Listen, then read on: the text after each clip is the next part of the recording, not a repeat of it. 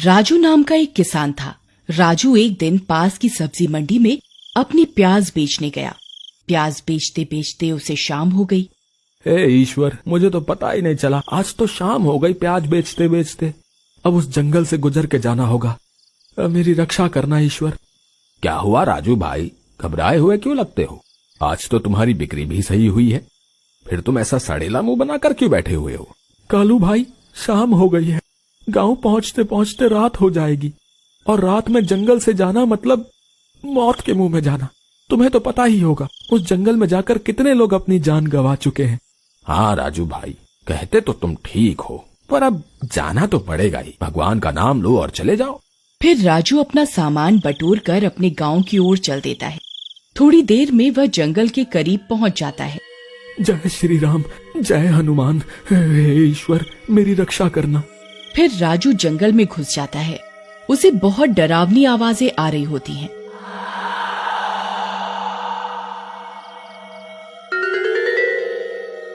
राजू डरता हुआ चलता जाता है।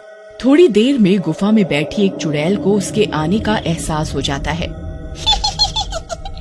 लगता है कोई शिकार आ रहा है।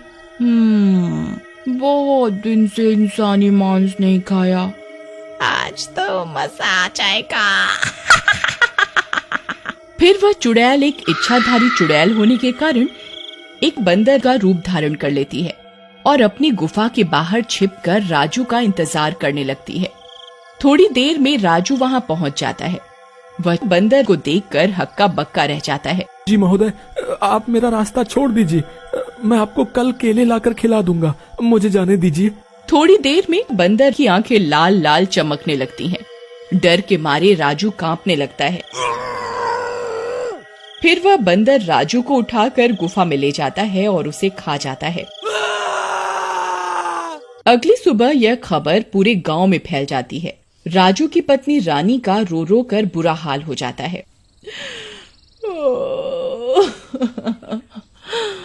भाई कालू, मेरा राजू कहाँ गया?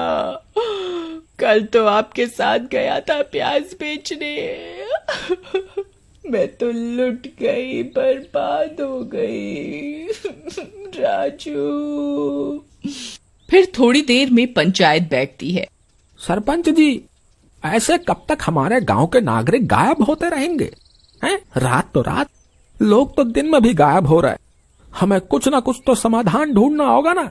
ठीक कहते हो भाई, हमें इस गुत्थी की जड़ तक जाना होगा। हमें पता करना होगा आखिर वो कौन सा जानवर है जो हमारे लोगों को गायब कर रहा है। हमें इसके लिए किसी को जंगल में भेजना होगा जो पता लगा सके कि आखिर वो जानवर कौन सा है और कहाँ रहता है। पर सरपंच जी, इस काम के लिए जाएगा कौन? कौन होगा जो अपनी जान दांव पर लगाएगा? है? मैं जाऊंगी। वो जंगल मेरे पति को खा गया। मैं नहीं चाहती कोई और भी विधवा हो हमारे गांव में।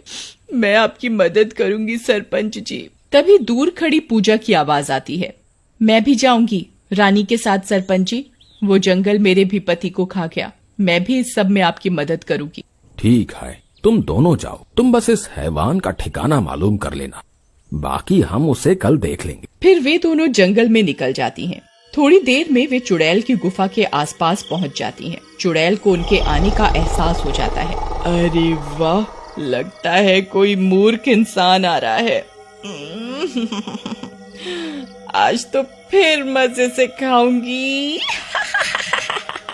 फिर वह चुड़ैल फिर से बंदर का रूप ले लेती है और गुफा के बाहर आकर छिप जाती है। थोड़ी देर में रानी और पूजा उसके सामने आ जाती हैं। रानी दीदी, मुझे लगता है यही वो जो सबको खा जाता है। हाँ रानी, मुझे भी यही लगता है। जरा इसकी लाल आंखें, बड़े दांत और ये अजीब सा नीला सिर तो देखो। तभी वह बंदर गुर्राने लगता है। भाग पूजा, अपनी जान बचाकर भाग। वे दोनों भागने लगती हैं, पर बंदर पूजा को अपने दांतों से पकड़ लेता है और घसीटता हुआ अपनी गुफा में ले जाता है।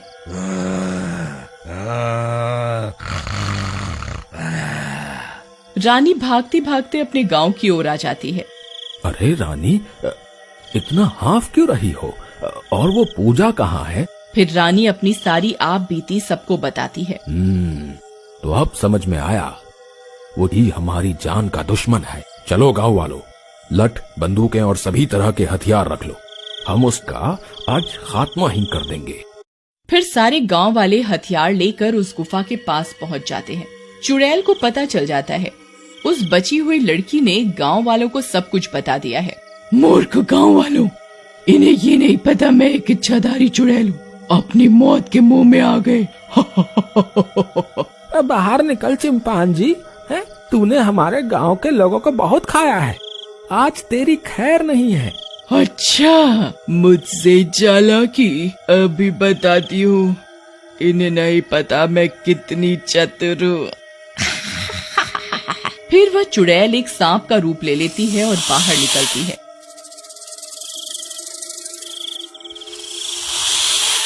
अरे सरपंच जी, सांप कितना अजीब दिखने वाला सांप है। हाँ भाई, पर हमें तो उस मक्कार चिंपांजी की तलाश है, इसे जाने दो, इसने हमारा क्या बिगाड़ा है। फिर वह भूतिया सांप झाड़ियों में चला जाता है। मूर्ख कहीं के, भूख लगी है, इनमें से किसी को खा लेता हूँ। फिर वह सांप अपनी पूंछ लंबी करके एक गांव वाले को अपनी ओर तेजी से खींच लेता है।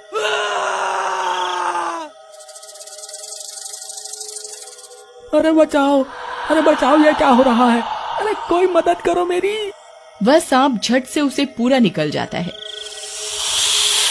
अरे वो मनहूस सांप हमारे भाई को ले गया, मुझे बहुत गुस्सा आ रहा है। अब इसके साथ इस सांप को भी मरना होगा। मैंने तो पहले ही आपसे कहा था सरपंच जी, पर आपने मेरी बात नहीं सुनी। अब मुझसे गलती हो गई, अब जो भी जानवर दिखे उसे तुरंत मार दो। चुड़ैल उनकी बात सुन रही होती है। मारोगे तो तब न जब मुझे पकड़ पाओगे। फिर वह इच्छाधारी चुड़ैल एक बाज बन जाती है और उड़ने लगती है।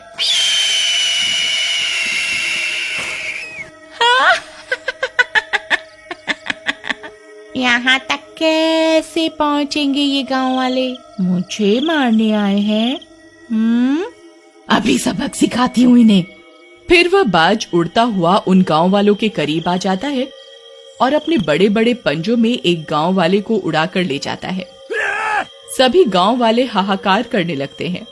अरे भाइयों, भागो यहाँ से, यहाँ तो सारे जानवर ही इंसानी खून के प्यासे हैं। अरे अपनी जान बचा के भागो रे भागो। अगर हम भाग गए तो ये हमारे उन भाइयों के प्रति अपमान है जिन्होंने अभी अभी अपनी जान दी। हमें कुछ सोचना होगा, कुछ तो गड़बड़ है यहाँ।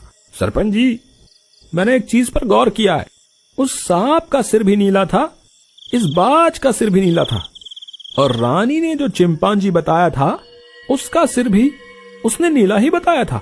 मुझे लगता है इन सब बातों में कोई ना कोई गहरा राज जरूर छिपा है। हाँ, पर करें क्या कालू भाई? अब हम चुपचाप उस बाज को ढूंढते हैं बिना शोर मचाए, ताकि उसे एहसास न हो हमारे होने का, तभी हमें असलियत पता चल पाएगी। फिर वह उस बाज को ढूंढते हैं। थोड़ी देर में वह देखते हैं वह एक पेड़ पर बैठा है, उस गांव वाले की लाश के ऊपर जिसे वो उड़ा ले गया था। थोड़ी देर में वह बाज चुड़ैल बन जाता है और उस गांव वाले को खाने लगता है। सरपंच जी, जल्दी निकलते हैं यहाँ से, ये एक इच्छाधारी चुड़ैल है, हम गांव चलकर इसका समाधान निकालेंगे। फिर गांव पहुंचने पर क्या किया जाए कालू? तुम्हारे चतुर दिमाग की वजह से हमें उस चुड़ैल की असलियत तो पता चल गई, लेकिन उससे छुटकारा कैसे पाएं? हम इस पूरे जंगल में ही आग लगा देते हैं।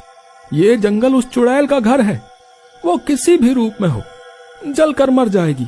हाँ सही कहते हो भाई, सही कहते हो, हम अभी आग का इंतजाम करते हैं। फिर वे सब गांव वाले उस जंगल में आग लगा देते हैं।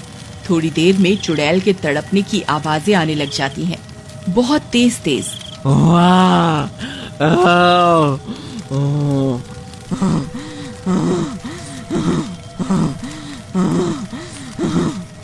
ये तुमने सही नहीं किया, मैं एक दिन बदला लूंगी, मैं एक दिन बदला लूंगी।